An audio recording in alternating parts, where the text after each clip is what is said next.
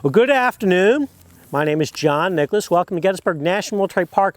Welcome to East Cavalry Field. This is a often little known, little visited, little seen aspect of the Battle of Gettysburg. Most people don't come out here very much, as I just said, and so you're at a very unique place out here. And the story of East Cavalry Field, Gettysburg is usually considered a turning point in the Civil War.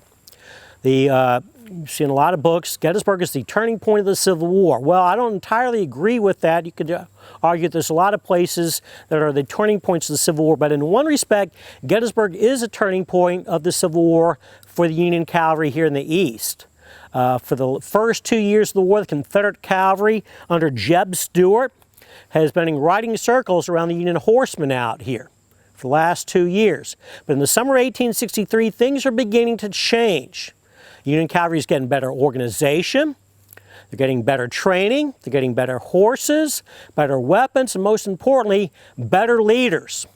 And the story of what happens out here on East Cavalry Field on July 3rd actually begins the day before, on July 2nd. About a mile and a half to the south of us here, around 6 or 7 o'clock at night, there's skirmishing along the Hanover Road, along a place called Brinkerhoff Ridge out there.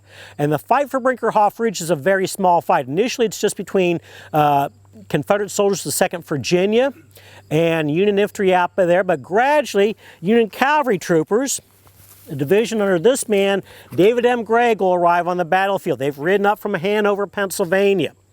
And Gregg is bringing his understrength division of 2,600 cavalry troopers here. Gregg himself is a 30-year-old man, graduate of West Point, served out west, came east, and gradually moved up through the ranks. He now commands the division, an understrength division. That's because one of his brigades is guarding wagon trains farther to the south. He arrives here with about 2,600 troopers. And he comes up the Hanover Road, about a mile to the south of us here, sees that skirmishing going along on Brinkerhoff Ridge. And he pulls his cavalry troopers up there, and gradually the Union infantry pulls away, and Gregg's men are involved with the skirmish up on Brinkerhoff Ridge. It's going on up until darkness. Basically, they're fighting for a stone wall out there that's no longer there, unfortunately. It'll go on until darkness. The Confederates, the Union soldiers, cavalry troopers actually capture the wall, and now it's getting dark. And a little bit farther down the road, the Union Confederate division, infantry division under Edward Allegheny Johnson is getting ready to launch his attack on Culp's Hill. Johnson has 6,600 men, 4 brigades of infantry. And up on Culp's Hill, there's a single New York brigade commanded by George Greene, and he only has 1,400 soldiers up there. And Johnson's getting ready to attack that hill. If he captures that hill, probably the Union Army will have to retreat the next day. Well, because of Gregg's division riding up, Johnson realizes he's got a powerful Union force on his flank. He can't ignore that, so he has to attach one of his brigades, the Stonewall Brigade, to face Gregg's division out there. That will only leave Johnson with about 4,500 men, which means the Union soldiers up on Culp's Hill are still outnumbered, but George Greene will put up a very good fight up there, and at the end of the night, that old band will be standing at the top of the hill. Probably, if that 4th Brigade, the Stonewall Brigade, had been involved with that fight, probably Culp's Hill would have fallen. So that small fight out there on Brinkerhoff Ridge had a very important effect on the battle. Only involved a few hundred men, would not be remembered at all, except he pulled an entire Confederate brigade away from that attack. Brinkerhoff Ridge has another effect as well, another very important effect, because somebody is watching the fight up there on the Confederate side. That somebody is Jeb Stuart, the chief of Confederate cavalry. Stuart commands a cavalry division here at Gettysburg. He's Lee's eyes and ears. He's been riding around eastern Maryland, Pennsylvania for the last 8 days and left Lee blind. And he's just had a very embarrassing meeting with Robert E. Lee. And he'll walk out of there somewhat dejected. And Lee will tell Stuart, I have work for you to do the next day. I want you to ride out to the left flank of our army and see what's happening out there. And so Stuart will ride out and watch this fight on Brinkerhoff Ridge. He'll watch it for a little while until dark, and then he'll ride away. He says, I've seen everything I need to see. Well, what has Stuart seen out there? He said he's seen several things out there. First, he's seen an intersection down the road here. He's been on the Hanover Road, which Brinkerhoff Ridge ran over. He's looked down, he saw the Hanover Road, Low Dutch Road intersection. The Hanover Road protects the Confederate left flank out here. The Low Dutch Road leads down to the Baltimore Pike, Union Army's main supply route, a hard surface road, the road they're going to have to take if they have to retreat. So Stuart is looking at an intersection. He realizes the importance of that intersection. The other thing he sees is he sees Union cavalry out there. A large body of cavalry troopers indicates that you're on the flank of the Army. So Stuart has found the right flank of the Union Army. And from the guidons and the pennants the cavalry troopers had out here, he knows he's facing David Gregg's division. He knows Gregg is a tough opponent out here. And then also you've seen this ridge right behind you here, Brinkerhoff Ridge, which is a heavily wooded ridge. It's a great place for cover and concealment out here. So Stuart is making plans that night for his cavalry troopers to ride out to this area. In the meantime, while Gregg has won the fight on Brinkerhoff Ridge, he's been ordered by the Cavalry Corps Chief Alfred Pleasanton to pull back from Brinkerhoff Ridge back down to the Baltimore Pike. We're going to move to our next stop and talk about Stuart's plans for the next day and how they evolve for this fight here on July 3rd. So right now what we're going to do is mount up, get back in your cars, follow me down the road, and we'll move to our next stop. We saw the ground out here was wide open. It was even more wide open than it is now. You see a lot fewer trees out there, but this was a wooded ridge at the time, so there's wide open ground out there. I think some of the trees that you see out here actually mark fence lines, but I'm not entirely sure of that, but it appears that they do. So Stuart has seen this is wide open ground out here. Excellent ground for cavalry. Closer to the battlefield, it's too restricted for him to maneuver around there. And he's seen that Gregg's division is out here. He sees that intersection out there, which is very important. If he captures that intersection, he can not only protect the flank of the Confederates over here, but he's got access to the Baltimore Pike.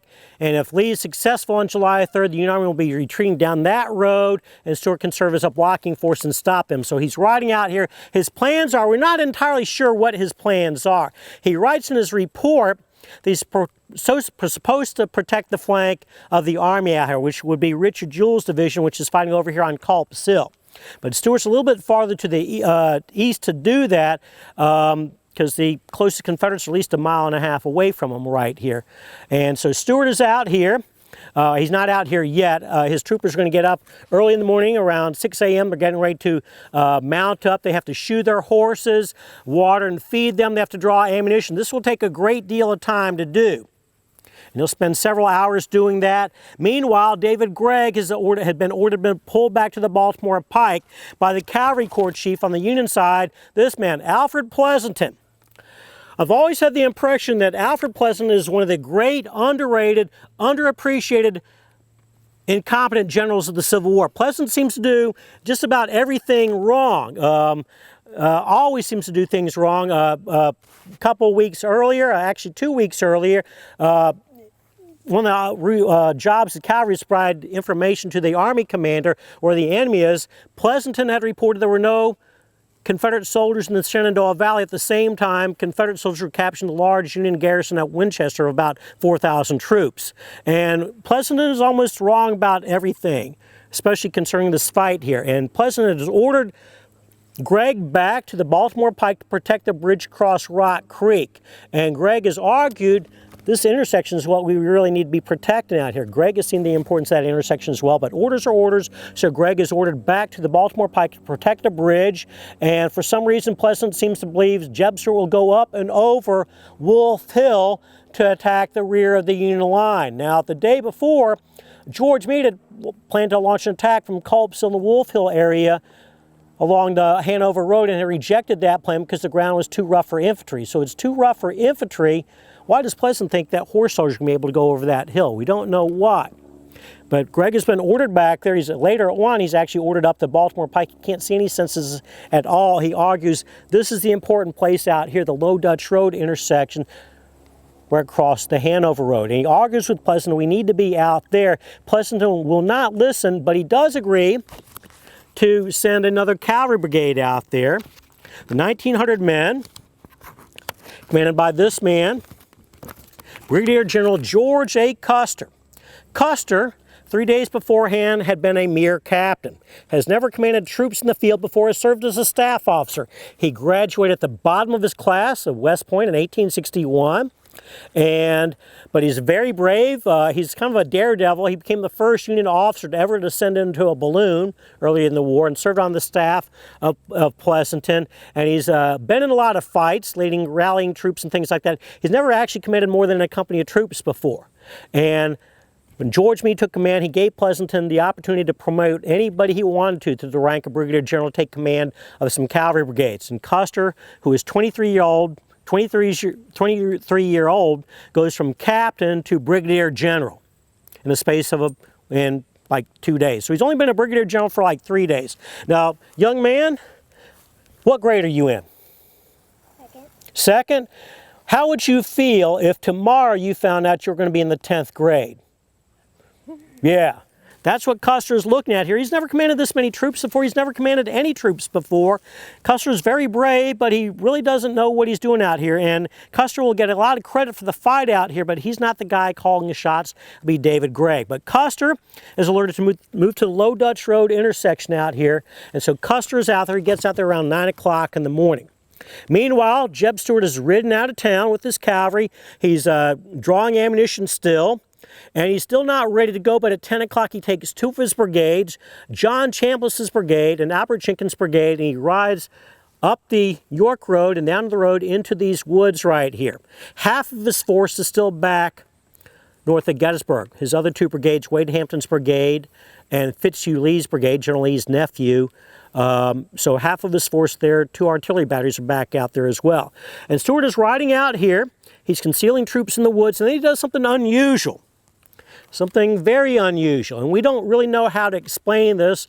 And I'm going to go through the different theories about this, and you can select the one you want to believe in, and I'll tell you the one I think I believe in. He rides out here, and he rolls out a cannon from those woods out there. And he fires 4 shots, 1 in every direction. We're not really sure why he did this. Some believe it was a signal to General Lee, who's 4 to 6 miles away, to tell Lee that Stuart is in position. Now, when Stuart left that morning, there was fighting going on in Culp's Hill, and by all accounts, it was the loudest noise most of the soldiers ever experienced during the entire battle. Thunderous, huge amount of gunfire coming from Culp's Hill.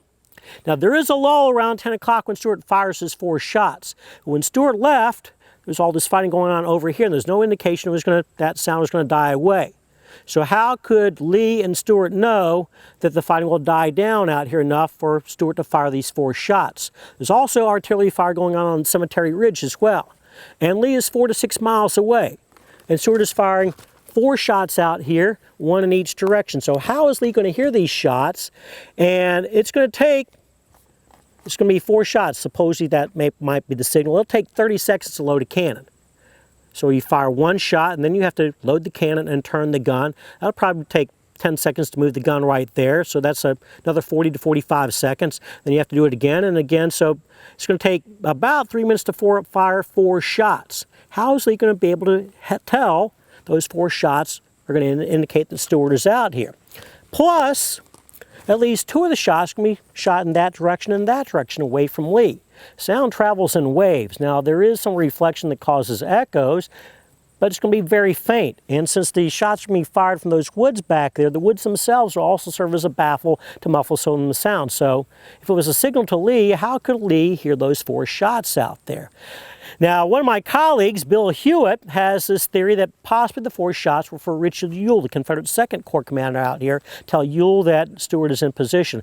Well, Stuart is in position. He doesn't have all of his force out here yet. He's still at least a mile away from the Hanover Road, so he's not quite protecting the Hanover Road, which is Ewell's flank, but it could be for Ewell, but even that is kind of, to me, just doesn't sound kind of right there. And then another possibility is that Stuart knew there was Union cavalry out here the night before. They're probably out here again. Maybe if I fire these 4 shots in one of those directions, somebody will shoot back. And somebody does shoot back. Custer's got an artillery battery out here, and they do fire shots back. And that was probably the last good shots the Confederates will get off the rest of the battle. During this entire fight out here, Union artillery will dominate the Confederate artillery out here. So Custer is firing his guns back out here, and also he does another thing. Once he hears these shots out here, Custer's troops have been facing towards Gettysburg, towards the west, but once they hear the shots out here, they immediately turn his 4 regiments and face them in this direction towards the north. Now, some people believe that Stuart was supposed to get out here without the Union Army cavalry knowing he's out here, because his objective is actually the Baltimore Pike out here. So he doesn't really want to fight Union cavalry out here, but Stuart knows his powerful cavalry force is out here. So I don't think he can really ignore that cavalry force, so he needs to know where they are, and they do respond to him, so he does know Union cavalry is out there. So this could possibly be a reconnaissance by fire, but Stuart could, if he wanted to find out there was an enemy out here, he could have not given them away that he's got people out here. He could have sent out scouts, but for some reason he doesn't do that. So even to this day, nobody really has any idea why Stuart fired those 4 shots. So half of his force is out here, and the rest are coming up. At the same time, David Gregg, actually a report will come back that there's a large body of Confederate cavalry riding out on the York Road out here. These are the rest of Stuart's force, Hampton's and Fitzhugh-Lee's brigades. We'll move to our next stop, talk about the opening shots of this fight out here. So we'll mount up again and head to our next stop. Soldiers on Cemetery Hill, the 11th Corps soldiers, have seen this large body of cavalry riding out of Gettysburg and east along the York Road. This is the rest of Stuart's force, Hampton's and Fitzhugh-Lee's brigades. They report that information back to Army headquarters, and then from there it goes to Alfred Pleasanton, who realizes that David Gregg was correct. And so Pleasanton will send a message to Gregg. He won't tell him that you were right about the Low Dutch Road intersection, but I want your division to move, your understrength division, to move over to the Low Dutch Road, Hanover Road intersection. So General Gregg, you're going to go over there. So that's a good decision on Pleasanton's part. Now he's going to make it a bad decision, because he also tells David Gregg, oh yeah, Custer's brigade that's out there right now, they're going to have to leave and go down the Low Dutch Road, down to the other side of the battlefield, down behind the round tops where there's absolutely nothing happening right now. Now they know this large body's cavalry is coming out here. Gregg himself only has 2,600 cavalry troopers. Actually, a little bit more than that. His cousin, John Irvin Gregg, has got about 1,900 troopers. Colonel John McIntosh, which is Gregg's other cavalry commander, only has 900 men because his regiments have been at Army headquarters. And so Gregg is coming back. Custer has 1,900 men. Stuart is going to arrive here with about 6,000 men. And Custer is given orders to leave to go to the other end of the battlefield. And Gregg has a problem, because you're going to have to cover a big area out here. He has to cover at least from Wolf Hill, about where Route 15 is today, all the way out to the Hoffman Road, which is about maybe way out there on the other side of the trees out there. So that's where John Irvin Gregg's going to have to cover. He's got 1,900 men. They're not going to play any part in the fight here. So McIntosh is riding here with 1,900 men, and Stuart is now gathering about 6,000 cavalry troopers out there in the woods. And McIntosh rides up to George Custer, whose troops are getting ready to leave. 2 of his regiments have already left, and he asks Custer, has been there any activity out here? And Custer will report back to him, the woods out here are full of rebels out here. This is around 10 a.m. and Jeb Stuart is getting ready to start this fight. He'll order one of his brigades, Albert Jenkins' brigade, to dismount and move towards the Rummel farm over here. Jenkins' brigade is mounted infantry. They actually have Enfield rifles. They're not really cavalry. They're just infantrymen on horses. They have Enfield rifles. A rifle you cannot load and shoot from a horse. You got to get off the horse to shoot it. So Jenkins' men are getting off, and it's not actually Jenkins' brigade, because that general's been wounded the day before. He's the only soldier in his brigade to be wounded on July 2nd, so he's not in this fight at all.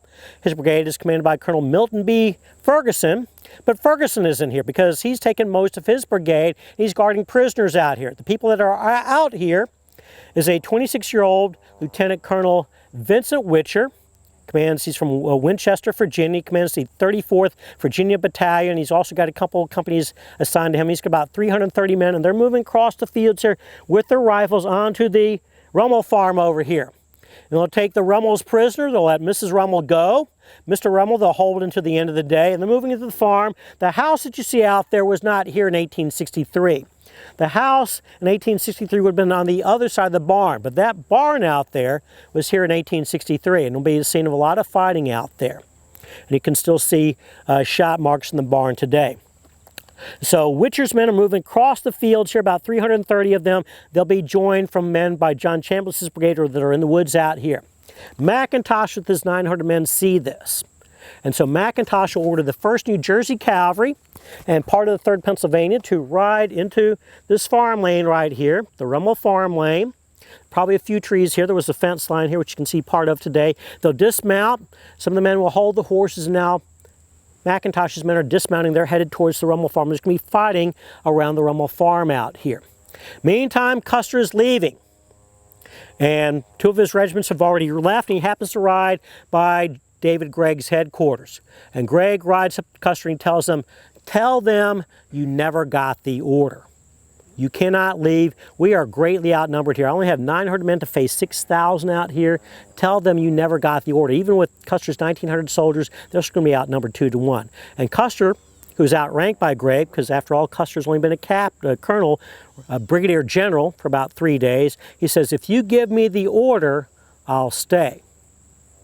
So Gregg gives Custer the order, and Custer will have his men stay. Meanwhile, the fighting is going out here around the Rummel farm. Now, in Jeb Stuart's report and on Jenkins' brigade marker out here, it says that Witcher's men only went into the fight with 10 rounds of ammunition. That would be insane. Why are you going to go into the fight with only 10 bullets? Witcher's men actually have a large amount of ammunition with them, but ammunition will be a big issue out here on the Rummel farm. And the fighting is going back and forth, and Witcher's men are being reinforced. And they're pushing the Union troopers back. Now McIntosh needs some help. And he'll send a request back to David Gregg to send me some troops. And Gregg will ride over and order the men of the 5th Michigan Cavalry, part of Custer's brigade. All Custer's regiments come from Michigan. They'll ride out to the Rummel farm lane. Now they're moving out here, and they'll extend their line along this tree line out here. Where you see this low tree line out here, this is a small stream. You just drove over the bridge. Little's Run. So the fighting is going to move along the stream here and go back and forth all afternoon long for the next several hours. They're dismounted. They're dismounted. At this point, everybody is dismounted. They're cavalry troopers, but they're fighting dismounted. And the fighting is going to go back and forth. And the 1st New Jersey over here in the 3rd Pennsylvania, they're starting to run out of ammunition. They try and pull back, but Witcher and Chambliss's men are pushing them back, and they can't leave right away. So to send word back, we need some help. And Gregg will order another one of Custer's regiments, the 6th Michigan, to ride over here. And the 6th Michigan, actually the 5th Michigan, actually it's the 6th Michigan that goes in the fight first. It's the 5th Michigan that is riding up right now. 5th Michigan are a brand new regiment, and they are armed with the Sharps 7-shot repeater rifles out here. And so the 5th Michigan is riding up. These guys out here don't know on the Confederate side, these guys have repeaters. And the 5th Michigan ride up, dismount, they'll fall into the fight here to allow the 3rd Pennsylvania and the 1st New Jersey to fall back. They'll fire the volleys at the Confederates that are trying to push them back. The Confederates figured, well, they fired one shot, now they have to stop and reload. So they try and charge the 5th Michigan.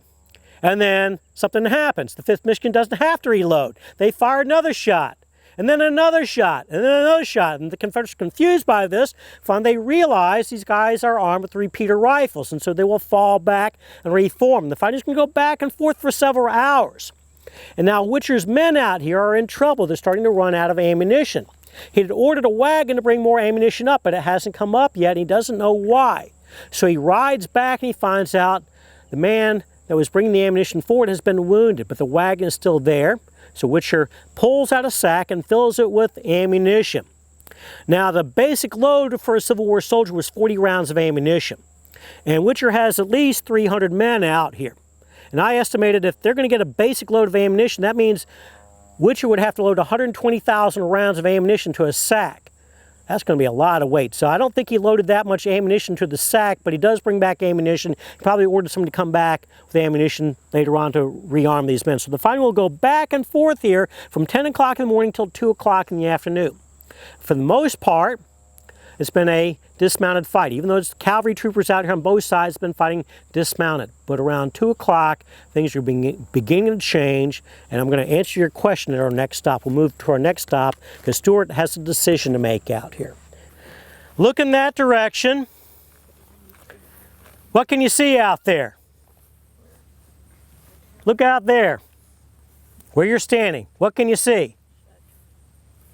Some trees. Statue.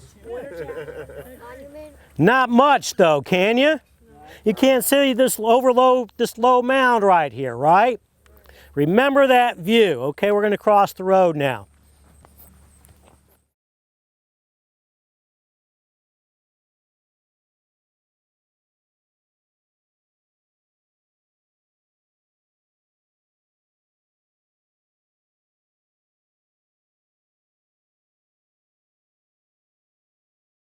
Behind me is the Mission Brigade Monument.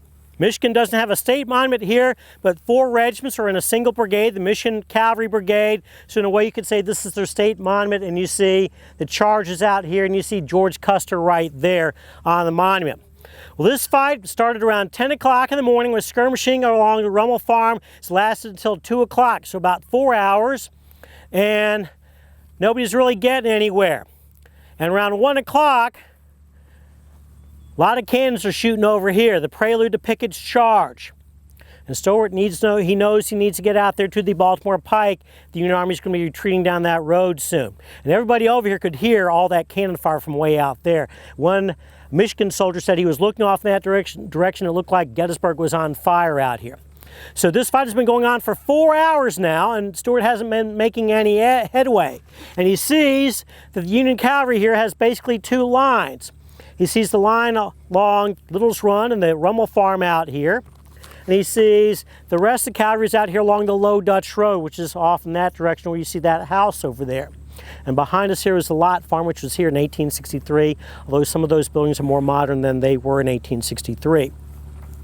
And so Stuart decides he needs to get a decision made here. He needs to make a charge. And he orders the 1st Virginia to charge across the fields. And they charge across these fields here, and McIntosh rides over to bring up some reinforcements. His reserve, the 1st Maryland, which is supposed to be right over here. But they're not there anymore. David Gregg has moved them along the Low Dutch Road out here to protect that road out there. So McIntosh does not have anybody to face the 1st Virginia charging across these fields, which is trying to crush the flank along the Rummel farm and separate those soldiers from the soldiers out here. But Gregg does have a reserve. He rides over to Custer, and he finds another one of Custer's regiments, the 1st Michigan Cavalry, commanded by, the 7th Michigan Cavalry. And he rides over the commander of the 7th Michigan. He orders the 7th Michigan to charge.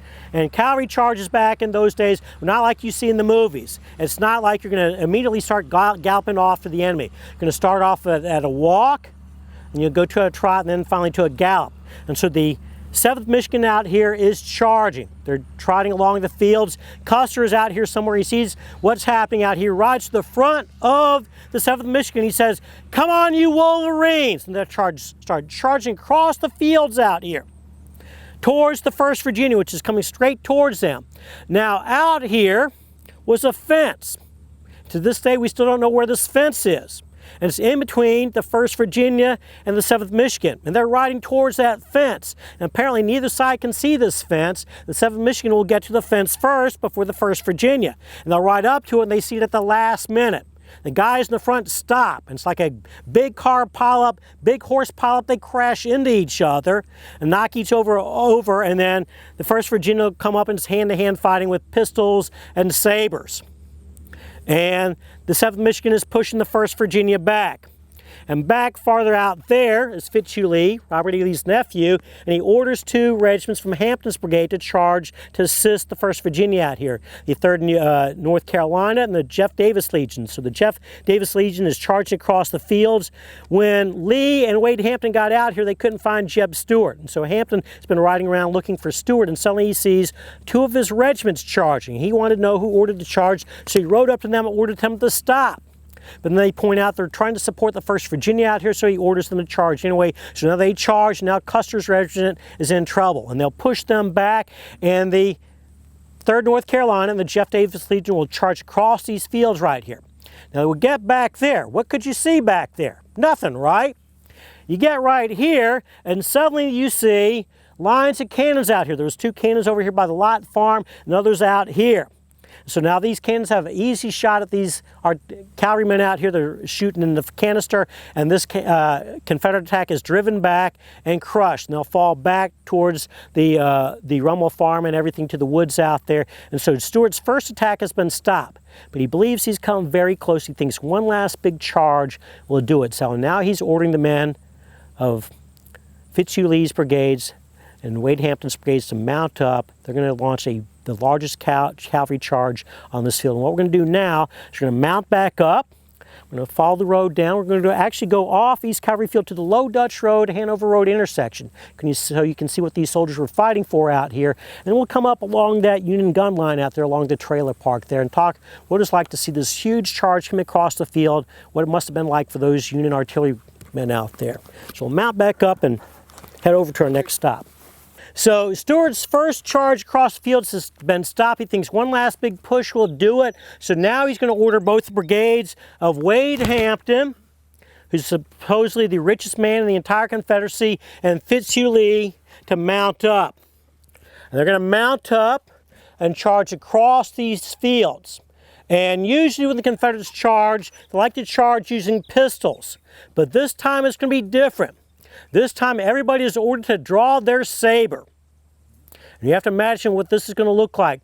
Somewhere between maybe 2,500 to 3,000 men on horses and line after line with all these flashing blades showing. And they're trotting across the fields, and now they're charging across the fields at a gallop out here. And Gregg has one last card to play. Custer's only veteran regiment, the 1st Michigan. Finally got a number right today. The 1st Michigan is out here on the road, and Gregg will ride over to Colonel Charles Towne. Colonel Charles Towne is actually dying of tuberculosis, but he refuses to leave the army. And he orders Colonel Towne, that orders his men to mount up and charge across these fields towards somewhere between 2,500 to 3,000 cavalrymen. And Towne has about 660 soldiers to do this. And they're charging across the fields here. Over out here, John McIntosh is gathering up any men he can find out there. Stray soldiers, his staff, anybody. They're mounting up, they're charging towards them as well. These men will charge across the fields, they'll crash into Custer's men. Not Custer's men, but Stuart's men. Now, usually in the movies you see where the horses are crashing into each other, and out here soldiers wrote that happened, but generally cavalry charges didn't happen that way, so I think what the different accounts out here, they may be exaggerating usually, because you don't want to wreck your horse, so you're going to ride up, and at the last minute you'll slow down slow enough so you can fight the other guy on a horse with swords. And usually cavalry fights, mounted charges and things like that don't last for very long, because after all, you're waving a sword, you're going to get tired after a while. But these men are out here waving their swords, fighting against each other. Fitzhugh Lee says he's going to be getting into a fight with a Union cavalry officer, a very athletic officer. And that athletic Union officer is getting the best of Fitzhugh Lee, and it looks like he's going to finish off General Lee when one of his staff officers gets off a lucky shot and kills that Union officer. Wade Hampton be struck in the head twice and suffered severe wounds here. So he'll survive his fight here. He'll eventually command Stuart's cavalry at the end of the war and eventually become the governor of South Carolina. This fighting is going back and forth out here, but they're still driving forward. The Union cannons out here are firing furiously. They fired shell, now they're firing canister, ripping huge holes in the Confederate lines, but it's not really stopping the Confederates out here, even though Towne's men have charged and McIntosh has gathered up with every man. He has to charge. It's not stopping these men from getting across the field. It looks like they're going to capture the guns right over here on the Lott farm. These men are coming forward.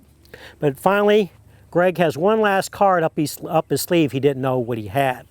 We're going to move over to our last stop and talk about a young man who will actually earn the Medal of Honor on this field here. So we'll move up to our last stop and talk about the 3rd Pennsylvania, Captain William Miller.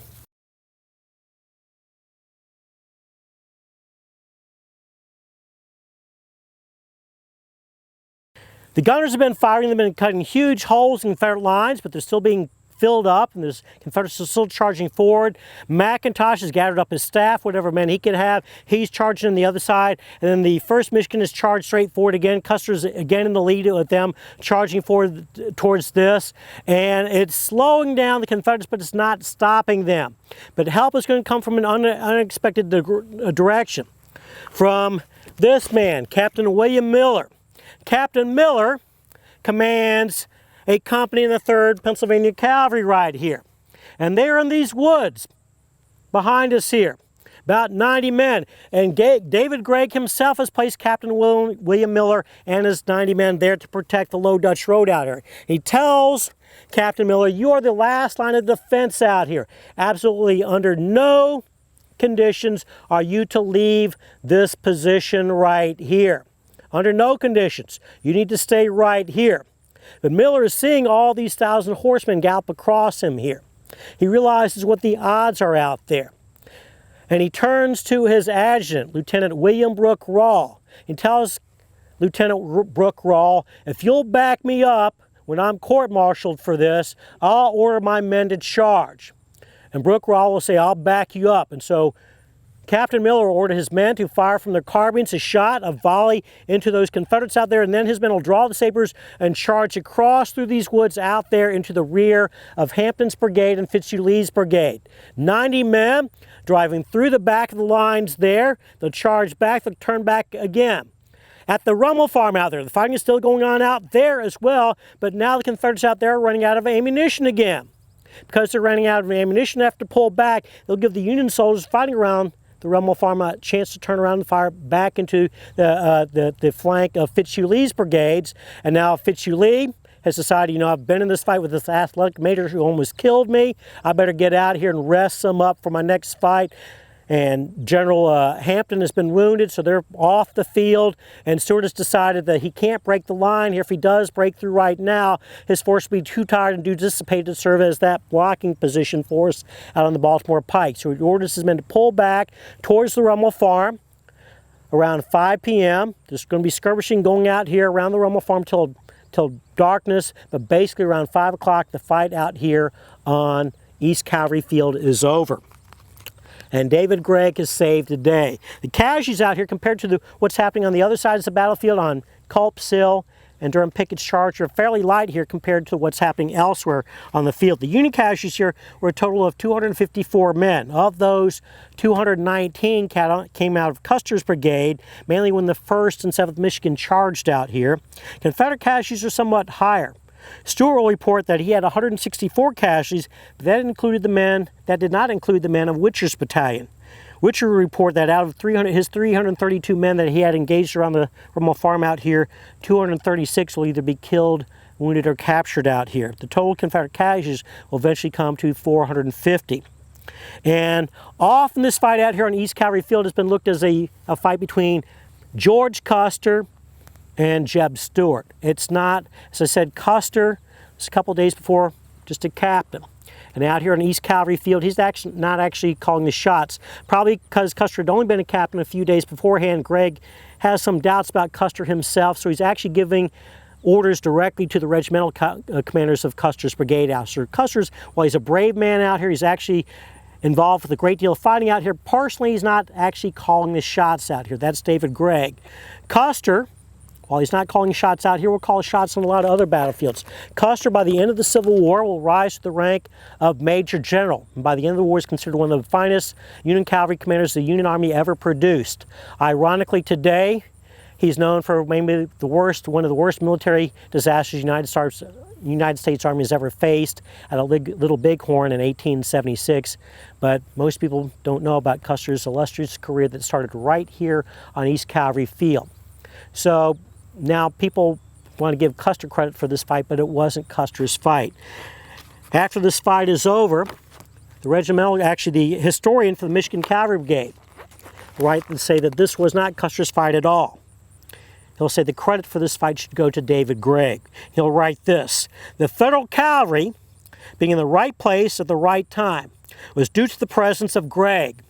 He saw the risk of attempting to guard the right flank, and we can see that the engagement that he, David Gregg, fought on the right at Gettysburg from first to last was a well-planned battle in which the different commands were maneuvered with sagacity displayed by a skillful chess player in moving pawns across the chessboard, in which every detail was the fruit of one brain of one man, who from the time he turned Custer to the northward until he sent the 1st Michigan thundering across the fields against the brigades of Hampton and Lee, made not a single false move, who was distinguished not less for his intuitive foresight than for his quick perceptions at critical moments. That man was David McMurtry Gregg. Outnumbered here on East Calvary Field, Union cavalry troopers blended every one of Jeb Stuart's attacks here to try and break through to the Low Dutch Road, Hanover Road intersection. And Jeb Stuart and his cavalry will never again be able to ride circles around the Union cavalry, because Union cavalry will become an increasingly powerful arm of the Union Army, the equal of both its infantry and artillery. And so if the Confederate cavalry, for Jeb Stuart and his Confederate cavalry, East Calvary Field marks the beginning of the end of Confederate cavalry dominance on the battlefield. This monument behind us is a reconciliation monument. It's one of the few monuments on the battlefield dedicated to soldiers on both sides that fought here at Gettysburg. This is dedicated to the Union cavalry here and to the Confederate cavalry here at Gettysburg. So thank you for coming out here to East Calvary Field. Thank you very much. Now, did William Miller end up getting court-martialed? Oh, one last thing, I left that out. Very important thing. William Miller does not get court-martialed out here. John Gregg does not court-martial William Miller. Instead, what David M. Gregg does, he recommends William Miller for the Medal of Honor. And he received the Medal of Honor in 1890. William Miller will die in 1919. He'll be the only soldier awarded the Medal of Honor here at Gettysburg to be buried in the Soldiers' National Cemetery. So, yeah, he didn't get the court-martial, he got the Medal of Honor. Okay, yeah. When this monument was That's a reconciliation monument. I think that was erected in 1894.